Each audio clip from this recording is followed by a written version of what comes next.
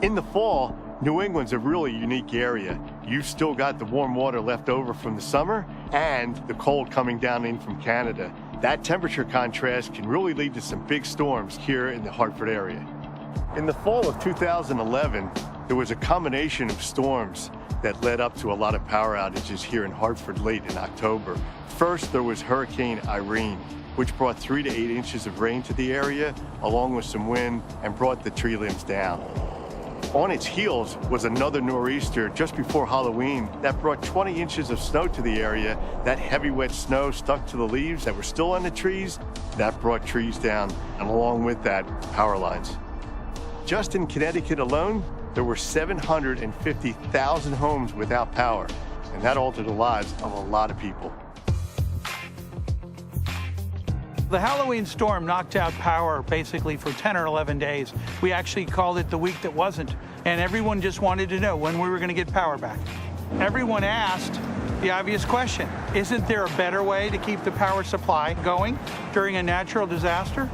So the city of Hartford worked to develop a solution, which was an independent power supply for a compact portion of the city that would provide power during a natural disaster. We found that right here in the Parkville neighborhood, there was a compact little core. We have a nearby school, we have a senior center, a gasoline station, and a grocery store.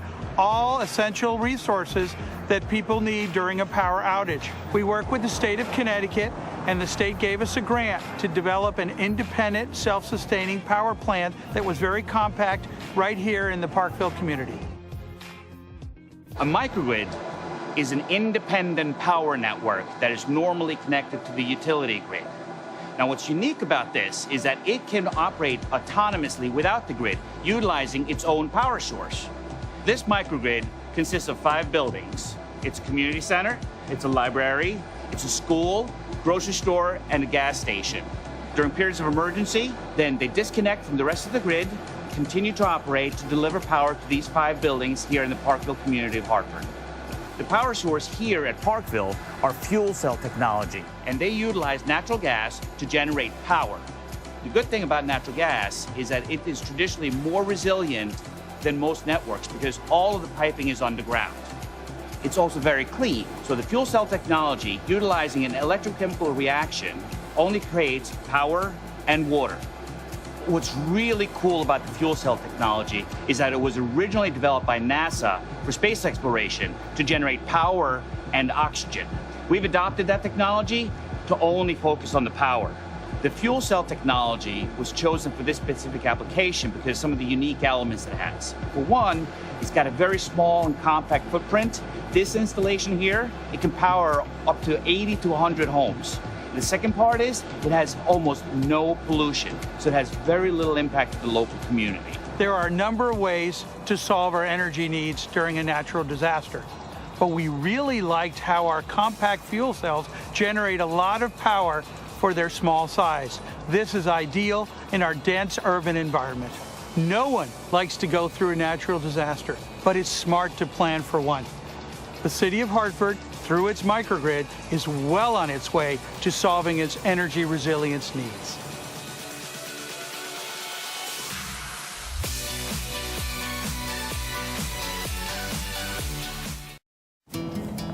I remember the first time that I saw a wind turbine. They were putting them up back home where I live, and it was just amazing to watch them build them, to see a wind turbine standing there producing power. It's an amazing thing. It's an engineering marvel.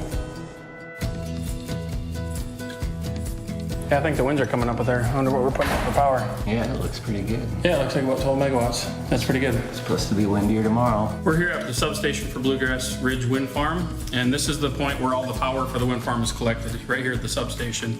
And we have instrumentation here. We've got a meter that actually shows what we're producing today. At full capacity, this wind farm is capable of producing 57 megawatts. That's enough power to power roughly 10,700 homes per hour. This turbine model from ground to tip is roughly 400 feet tall, and the diameter of the rotor is 300 feet, roughly the span of a football field. Wind is a form of clean power, and the wind turbines at this wind farm prevent the release of more than 85,000 metric tons of carbon dioxide annually. That's the equivalent of taking more than 18,000 passenger cars off the road each year. Much of the energy in our country comes from traditional fossil fuels like petroleum, coal, and natural gas. However, fossil fuels typically emit harmful pollution and at the same time are a finite resource. Unlike fossil fuels, solar and wind energy do not emit any harmful emissions into our atmosphere, and they come from abundant resources that can be replenished easily. While solar energy and wind energy are becoming a more predictable solution, they are an intermittent resource. The sun is not always shining, and wind energy is not always blowing. So for a variety of reasons, we still depend on traditional energy sources. While solar and wind power are not a complete answer to our energy needs, they are certainly part of the solution. This is the Operations Center for Exelon Wind and Solar.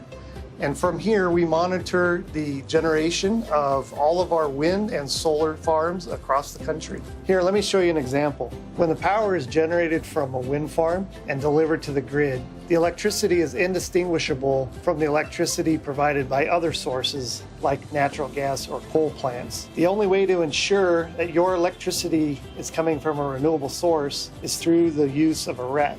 A REC, or Renewable Energy Certificate, sometimes called a credit, is created to represent that megawatt hour of electricity. And what that does is certifies that the electricity was generated by renewable resources such as wind and solar. Now, a megawatt hour is the equivalent amount of electricity that a typical American household uses within a month. So one REC is 1 month's power supply for the average American home. Through buying a REC, you can help fund the construction of new wind and solar farms. Solar energy and wind energy can be expensive systems to build. In order to offset the cost of these systems, they're able to sell the renewable energy credits and the power that they produce. And in that way, they're offsetting the cost to build these clean energy systems. The owner of the wind or solar farm also owns the REC. They can sell that REC once to someone who wants to buy the green energy. A REC is digitally tracked, so once it is issued and purchased, it is retired and never to be used again. Who buys RECs? Businesses and individuals of all different shapes and sizes buy renewable energy certificates for a variety of different reasons, primarily to offset their carbon footprint. This creates a win-win in the marketplace for the producers of the energy as well as those buying it in a carbon-free environment. We all want to live in a cleaner world with renewable energy as a large generator of our electricity. Just verify the source of clean energy. Every time we use a source of renewable energy to turn on a light, we have not used an emission-producing resource to create the electricity. Buying a REC shows we value clean energy for ourselves and our planet. The wind's always going to blow, the sun's always going to shine, so let's take advantage of it and create electricity from renewable sources and find new ways to solve old problems.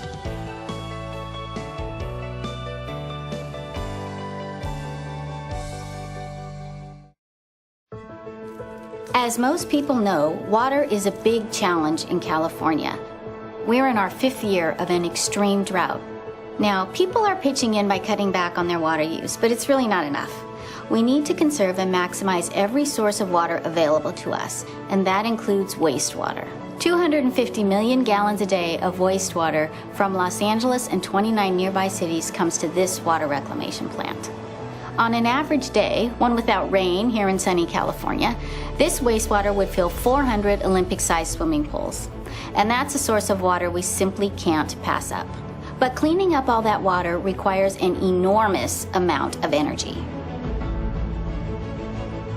Welcome to Hyperion Water Reclamation Plant, one of the largest wastewater treatment facilities in the world. We are one of the largest users of electricity in the Los Angeles area, so we have to do a lot to conserve energy and try to minimize our costs. We've embarked upon a project to utilize a renewable energy source here at this site to make our plant self-sufficient. Let's take a look. Constellation is building a 28 megawatt electricity and steam power plant. This plant is located right within Hyperion's facility. But the remarkable thing is that it is capable of providing all the energy that Hyperion needs, using a fuel that gas. All the wastewater from 500 square miles around here comes to us.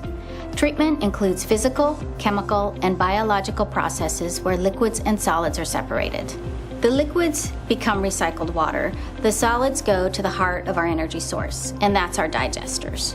When we separate out the solids, they go to these large egg-shaped tanks where we feed them to very greedy bacteria. For the bacteria in the digesters, solids are an all-you-can-eat buffet. The good bacteria break down the material into two components: clean biosolids that can be used as high-nutrient fertilizer, and biogas, which is composed of methane and carbon dioxide. Now those trapped biogases go here, where they are cleaned and fed into the power plant. Methane is the main part of the natural gas, like gas you cook with on your stove. The methane is combusted in the turbines to produce hot exhaust, which turns the huge turbine the size of a jet engine to generate electricity. The hot exhaust then boils water, creating steam. The steam then turns this turbine to generate more power. The cool part is that the leftover steam is fed back into the area where the digesters are processing the solid waste, and they digest to burn.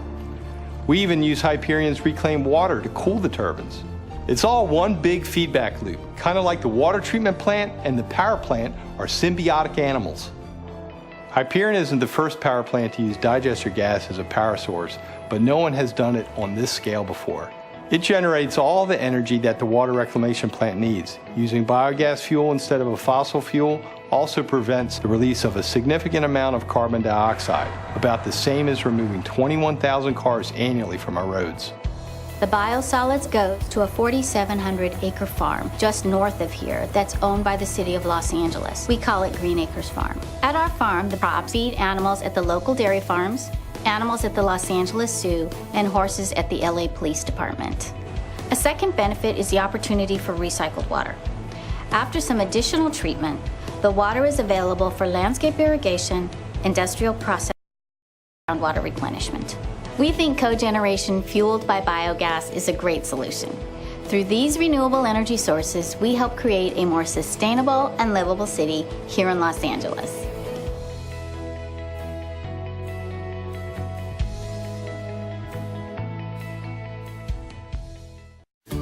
Technology has been intersecting with our lives at an ever-increasing pace, from improved communications to monitoring our health to making it more efficient to accomplish everyday tasks. Technology is all around us, and it's been intersecting with our home at an increasing rate as well.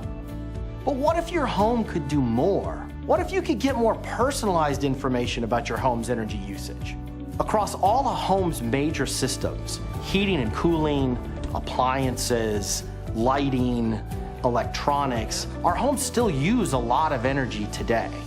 Smart electricity meters can now provide a real-time view of a home's energy usage. This data can be used to predict how changes in your individual behavior will impact your home's energy usage.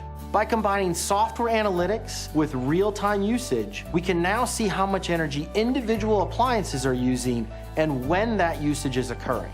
This knowledge allows us to target those areas that can provide the most impact. For example, nearly 2/3 of household energy in the United States is driven by climate control and water heating. This is a large percentage of energy consumption concentrated in a small number of appliances. And while we want those systems to run effectively for our own comfort, making sure these systems are running efficiently across all our households can help reduce energy usage globally and lessen our energy impact on the environment. This is a typical heating and cooling system inside an average American home. With a heating and cooling system, unfortunately, we cannot just take a peek inside to see what's going on. But now we can install sensors inside of the system to monitor what's going on. These sensors are connected to a central hub that gives vital, real-time information to homeowners about how the largest energy user in their home is actually working. Call it smart maintenance technology.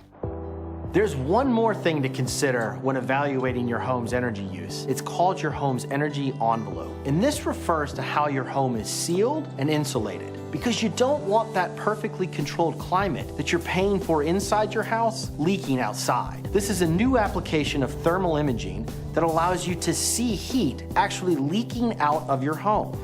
This car carries the technology to take these pictures. It is equipped with a thermal imaging camera that takes pictures as the car drives down the street, making it feasible to do this on a large scale. This car has multiple sensors: an infrared camera to detect heat and energy loss, a conventional camera for orientation, and a sensor that places your individual home on a 3D map, and tracking of the weather and the outside temperature. Software can quickly digest all of this information and show a clear image of where energy is leaking from an individual home. Using this technology can give you the full picture.